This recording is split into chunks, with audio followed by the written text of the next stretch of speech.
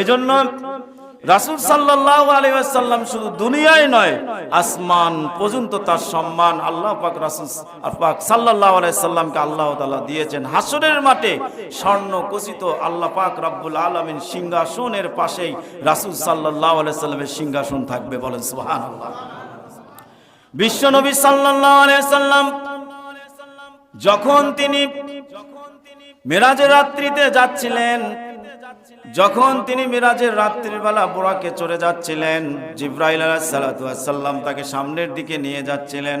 যাওয়ার সঙ্গে সঙ্গে হঠাৎ করে বিশ্বনবী সাল্লাল্লাহু আলাইহি সাল্লামের পবিত্র চোখ দিয়ে নয়ন দিয়ে চোখের পানি পড়তেছিল। জিবরাইল জিজ্ঞেস করলেন, ইয়া রাসূলুল্লাহ, আপনি কেন চোখের পানি ফেলতেছেন? আপনার তো সুখের দিন, আপনি আল্লাহ পাক রব্বুল আলামিনের সঙ্গে আরশ মহল্লায় গিয়ে আল্লাহর সঙ্গে সাক্ষাৎ করবেন, খুশির সংবাদ।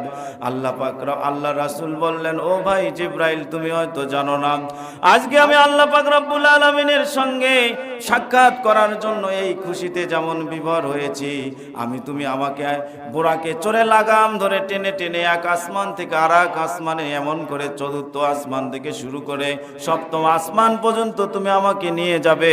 এত সুন্দর ব্যবস্থা থাকার পরও আমার গুনাহগার উম্মতকে আমি ভুলতে পারি নাই, বলেন সুবহানাল্লাহ। আমার উম্মতের কথা শুনে আমার চোখ দিয়ে পানি পড়তেছিল।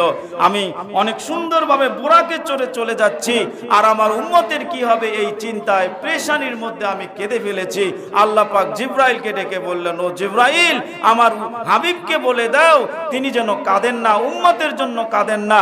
যেরকম তাকে সম্মান করে বুরাকে চড়ে আমার নিকট তুমি নিয়ে আসতেছো, আমার উম্মতি, তার উম্মত যে রয়েছে সেই উম্মতি মুহাম্মাদি যারা জান্নাতি হবে, এরকম বুরা চলে তাদেরকে আমি জান্নাতে প্রবেশ করাবো, বলেন সুবহানাল্লাহ। আল্লাহ রাসূল উম্মতকে বলেন না, সে রাসূলকে নিয়ে বেয়াদবি কথা বলার কোনো যুক্তি আসে না, কথা ঠিক কিনা? এটা মুসলমানরা কখনো বরদাস্ত করতে পারে না।